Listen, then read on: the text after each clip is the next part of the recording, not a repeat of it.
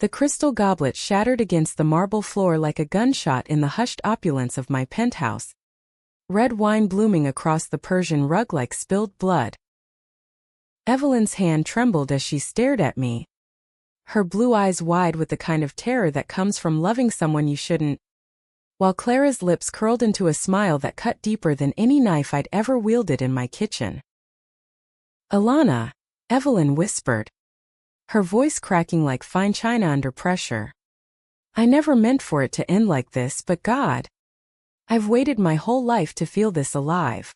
I should have known better than to play with fire in a city that devours its own. New York doesn't forgive the indiscretions of its elite. It broadcasts them from the penthouses to the tabloids, turning whispers into headlines faster than you can uncork a 98 Chateau Margaux. My name is Alana Reyes, and at 35, I'd clawed my way from a cramped Bronx walk up to owning Le Mirage, the kind of French-Italian fusion spot in Soho where celebrities pretend they're just like us, and society wives like Evelyn Hargrove and Clara Beaumont come to be seen, or, in their case, to hide. Evelyn was the fragile beauty of the pair, married to Harlan Hargrove, the hedge fund kingpin whose face graced Forbes more often than his own wedding album. She was 38.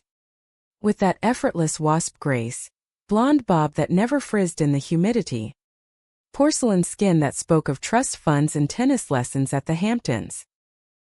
But beneath it all, she burned for me. Her touches lingering in stolen moments behind velvet curtains at galas. Her texts at 2 a.m. confessing sins she couldn't voice in the light of day. Clara, on the other hand, was the blade 36. Brunette with a razor-sharp updo that matched her Wall Street divorce attorney edge. Gray eyes like storm clouds over the Hudson.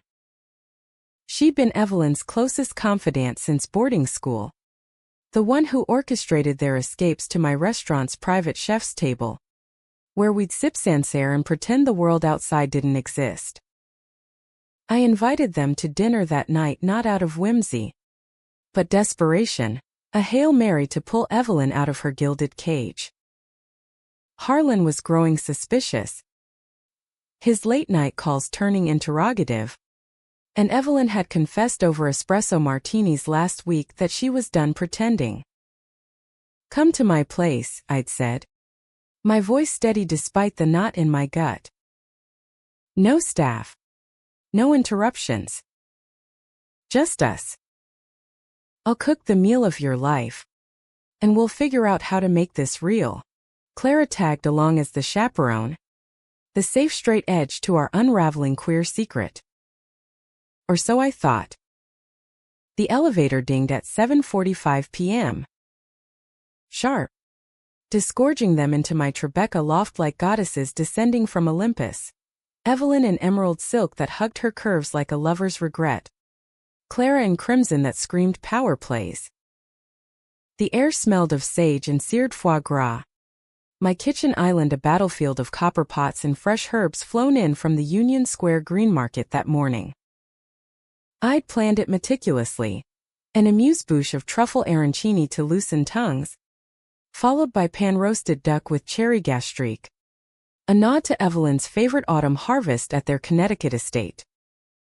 Dessert? Something sinful, like chocolate lava cake laced with raspberry coulis. Gaz love, like cuisine, thrives on indulgence. We started light, the city lights twinkling beyond the windows like distant applause. Evelyn's laughter was the first course, light and effervescent as she recounted Harlan's latest boardroom blunder, her foot brushing mine under the table in that electric way that made my pulse stutter. Clara watched us with her appraising gaze, swirling her Pinot Noir, commenting on the exquisite tension in the room like she was critiquing a Met exhibit. "Alana, darling," she drawled, her Boston accent clipping the edges, "you've outdone yourself. This isn't dinner. It's seduction on a plate." I smiled, wiping my hands on a linen towel, feeling the heat rise not just from the oven but from Evelyn's stolen glances, the way her fingers grazed my wrist when I refilled her glass. By the main course, the wine had softened the barriers. Evelyn leaned in, her voice a husky murmur. Do you ever wonder what it would be like if we didn't have to hide? If I could wake up to your coffee? Not his. Her words hung heavy, laced with the vulnerability I'd fallen for months ago, the first time she'd slipped into my office after hours. Her lipstick smudged from a kiss that tasted like forbidden fruit. I reached for her hand, my thumb tracing the diamond band that mocked us both. Every damn day, Ev. But tonight, we don't wonder. We plan. Clara cleared her throat then, her fork pausing midair. Bold words. Alana. But plans in our world, they crumble like biscotti under a heel. There was an edge to her tone, a flicker in those gray eyes that I dismissed as envy. Or perhaps the straight woman's discomfort with our queerness brushing too close. As the plates cleared, I dimmed the lights further, cueing Nina Simone on the vintage turntable, feeling good. Because irony is the spice of New York nights. We migrated to the leather sectional by the fireplace, cordials in hand, Armagnac for Evelyn, who savored it like a secret, neat scotch for Clara, who nursed grudges the same way. That's when Evelyn cracked open, her confession spilling like the rain starting to patter against the glass. Harlan knows something's off. He asked about you last week, that chef with the fire in her eyes. I lied. Said you were just catering the gala. But Alana, I can't breathe in that house anymore. It's all marble and mirrors, reflecting a life that's not mine. Tears welled, and I pulled her close, her head on my shoulder. The scent of Chanel No. 5 mingling with the hearth smoke. Then leave it, I whispered, my lips brushing her temple. Come with me. We'll start over Providence. Maybe. Or that vineyard in Napa you love. No more shadows. Clara shifted, her glass clinking sharply. Romantic drivel. Evelyn. Think of the girls. Think of the scandal. Her voice was steel now, laced with something darker than concern. Evelyn pulled back, wiping her eyes. Clara. Not you two. You're the one who told me to follow my heart. I watched the exchange, a chill creeping up my spine despite the fire's warmth. Clara's smile was a scalpel. Hearts? They're messy, darling. And messy hearts make messy divorces. Harlan's not just any husband, he's connected. One word from me, and your little fantasy evaporates. The room tilted. What the hell was that? Evelyn's face paled. Clara. What are you? It hit like a sucker punch, the phone buzzing on the coffee table, Clara's manicured nails silencing it before I could see the caller ID. But not before Evelyn glimpsed it, Harlan's name flashing like a guillotine. You called him. Evelyn's voice broke, raw and disbelieving. Clara shrugged, casual as pouring cream into coffee. Someone had to protect you from yourself. This fling with Alana? It's a phase. Ev. A midlife itch. Harlan and I go way back. He's a client. Remember, I owe him discretion. Owe him. The pieces slammed together. Clara's late arrivals at my restaurant. Her probing questions about Evelyn's schedule. She'd been the informant all along, feeding scraps to the wolf at the door. I surged to my feet, heart hammering like a mallet on veal. You bitch. This whole night you set us up. Clara met my gaze, unflinching. Set you up? Please. I saved her. You think you can waltz into our world? Play house with a Hargrove? You're the help. Alana. Talented. Sure. But still the help. The word landed like venom, dredging up every Bronx memory of doors slammed in my face. Every investor who saw my skin before my resume. Evelyn stood too, trembling. Clara. Why? We're sisters. Sisters don't destroy families. Clara's laugh was bitter. Hollow. You think I haven't seen how you look at her? It's pathetic. And risky. Harlan's offering me partnership if I keep things tidy.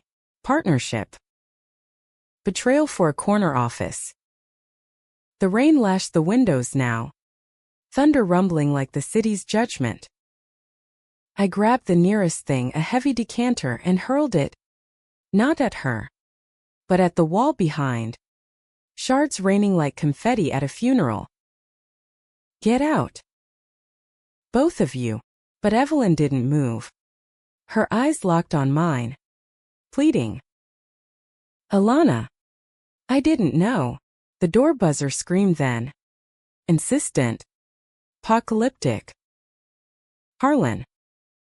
Of course he'd come, storming the gates like a medieval lord. Claire's doing.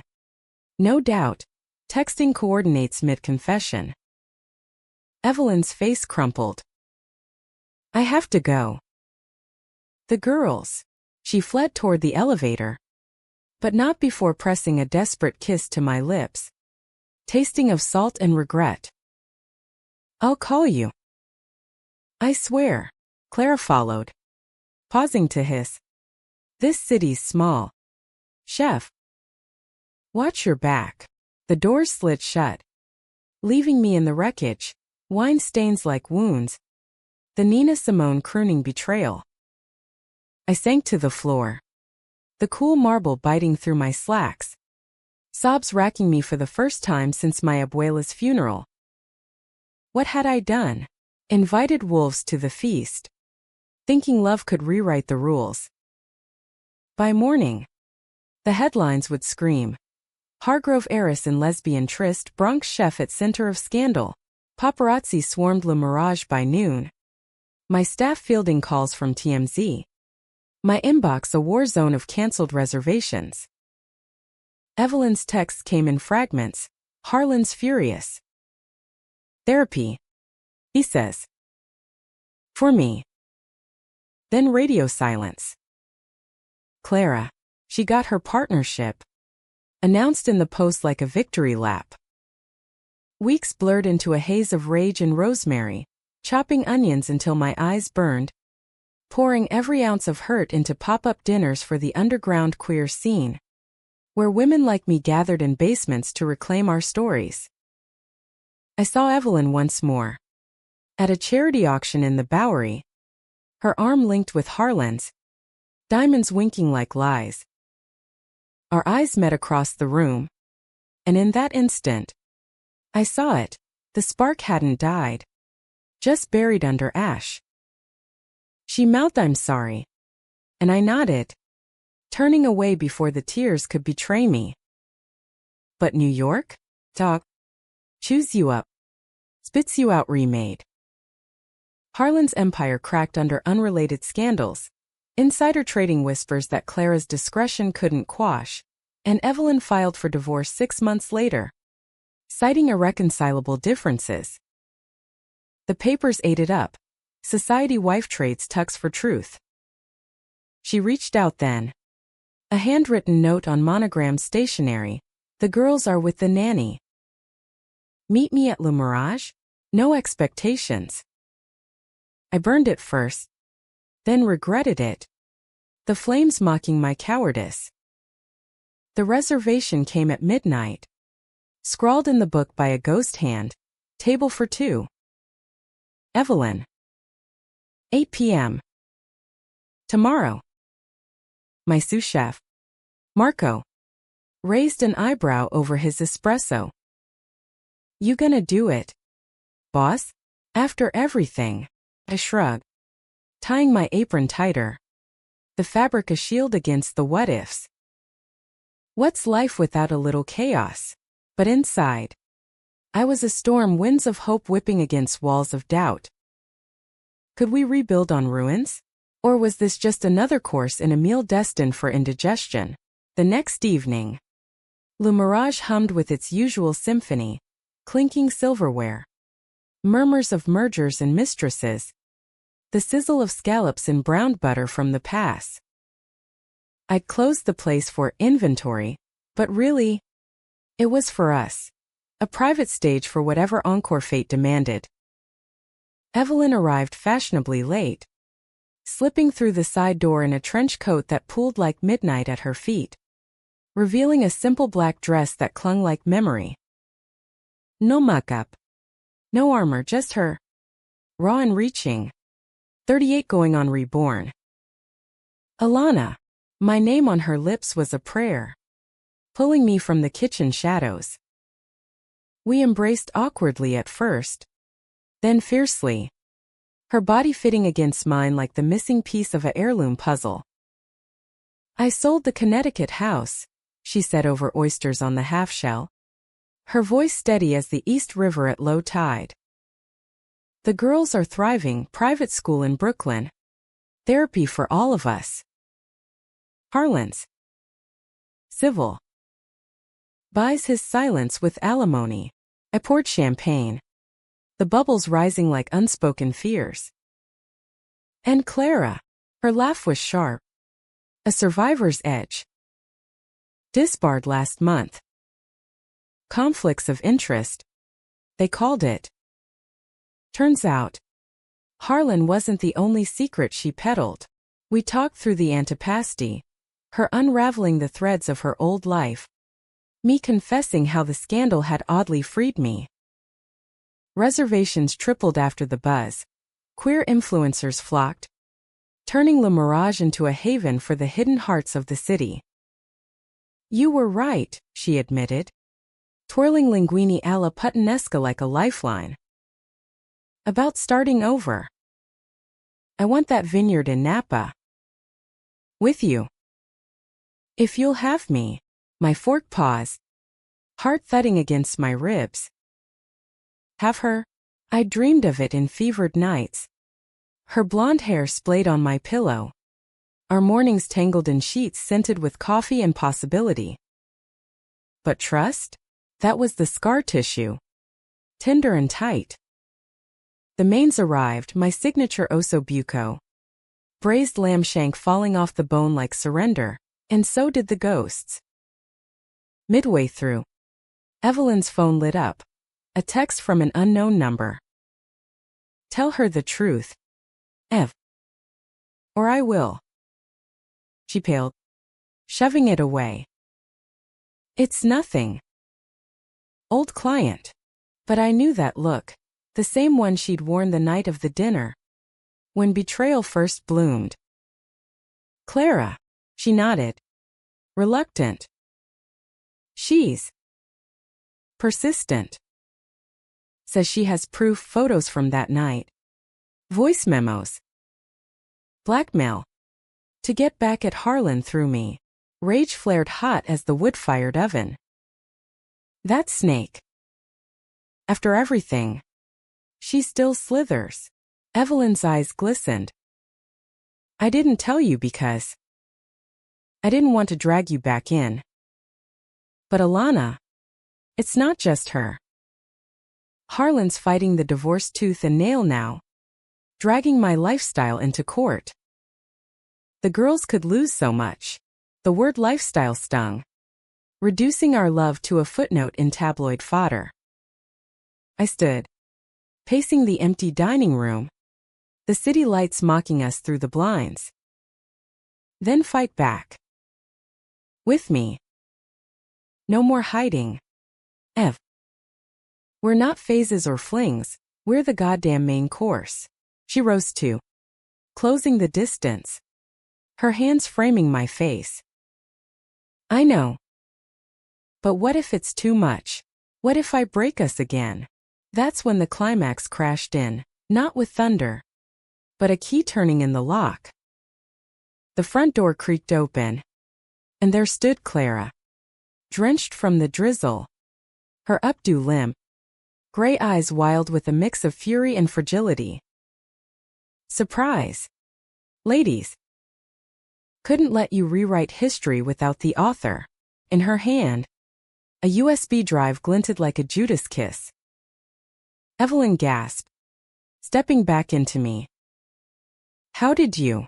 Clara's laugh was manic, echoing off the exposed brick. Spare key. Darling. Perks of being the fixer. And this. She waved the drive. Insurance. Your little love nest recorded. Timestamps and all. Harlan paid top dollar. But screw him, now it's mine to wield. The air thickened. Charged like the moments before a blackout. I positioned myself between them. Chef's knife from the past suddenly in my grip, not raised, but ready. Extension of my resolve. You think threats by loyalty? You're done. Clara. Blackmail's a felony. And I've got cameras rolling. Her eyes darted to the corners, spotting the discreet lenses I'd installed post-scandal. Bluff? Half-truth. But it landed. You wouldn't. Try me, I snarled. Voice low and lethal.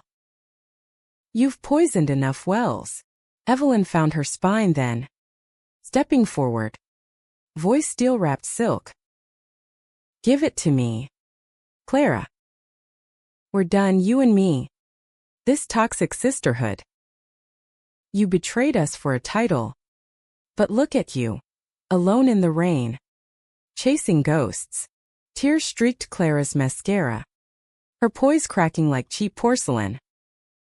I did it for you. To keep you safe from this. She gestured wildly at us. At the intimacy that terrified her. You're throwing away everything for what? A Bronx fantasy. The slur again. But this time. It glanced off. Evelyn's hand found mine. Squeezing. No. For truth. And if you loved me, you'd want that too. Clara crumpled then. The drive clattering to the floor like a white flag. Sobs racked her. The mighty falling in a puddle of her own making. I can't. My wife's leaving me. Says I'm too broken inside. Wife. The word hung. Rewriting the script. Clara. Closeted queen of closets. Unraveling her own thread. Evelyn knelt. Pulling her into an embrace. Not of forgiveness. But humanity. Then let us help. No more games. I watched. Knife lowering. The fight ebbing into something softer. Betrayal's blade cuts both ways. Sometimes, it carves room for grace. We sat then. The three of us on the cold tile. Passing a bottle of grappa like contraband. Clara confessed in fits. Her own loveless marriage masking a decades-long ache for women she'd buried under briefs and brunches. The drive? Destroyed in the fireplace. Flames devouring digital sins. By dawn, she'd agreed to therapy, group sessions for queer professionals, the kind I'd recommended to my staff after the fallout. Don't thank me, I said as she left, hailing a cab into the gray light. Just live honest. Evelyn lingered, her head on my lap as the city stirred. You saved us tonight. I stroked her hair. The blonde waves catching the first sun. We saved each other. Months unfurled like the Hudson at flood stage, turbulent, transformative, washing away the debris to reveal fertile banks. Evelyn and I decamped to Napa in the spring, leasing a modest vineyard estate where the vines twisted like lovers' limbs under the relentless California sun. The girls came weekends. Tentative at first, Lila, 12 with her mother's eyes, sketching wildflowers while stealing glances at me, Sophie, All Harlan's bluster softened by curiosity, demanding I teach her paella over campfires. It wasn't seamless.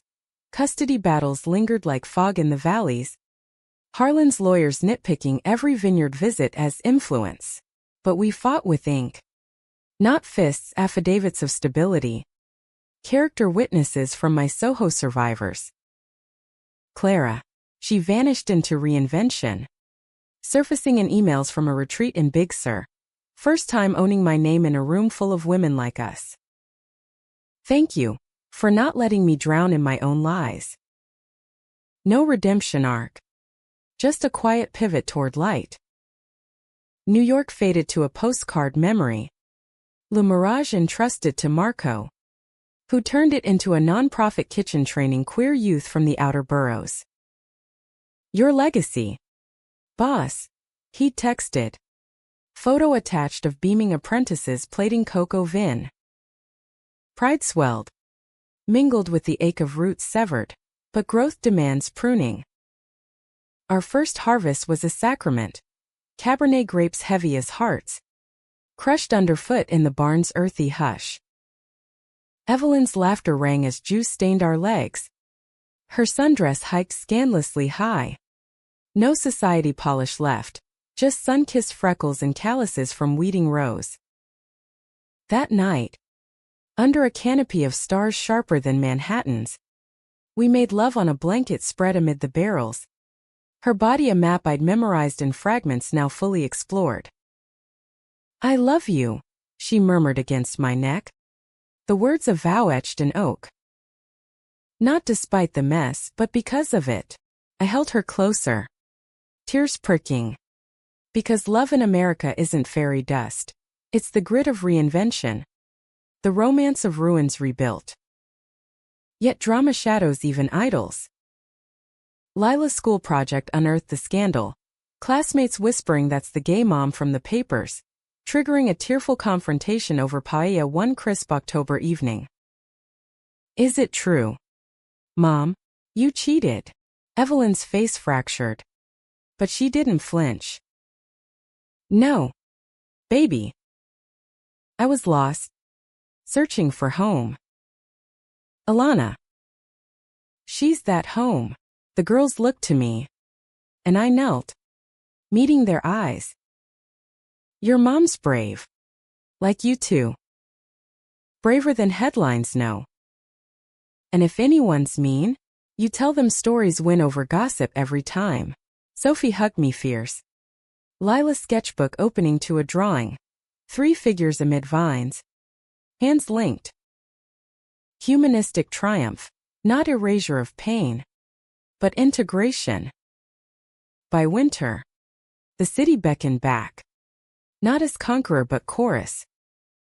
A documentary crew from HBO pitched Dinner at Dusk, a scandal's aftertaste, framing our tale as a microcosm of queer resilience in the age of Me Too and Rainbow Capital.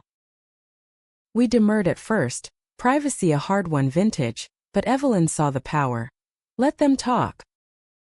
This time, we control the menu. Filming wrapped in Napa's rainy season. My voiceover closing. What happened that night?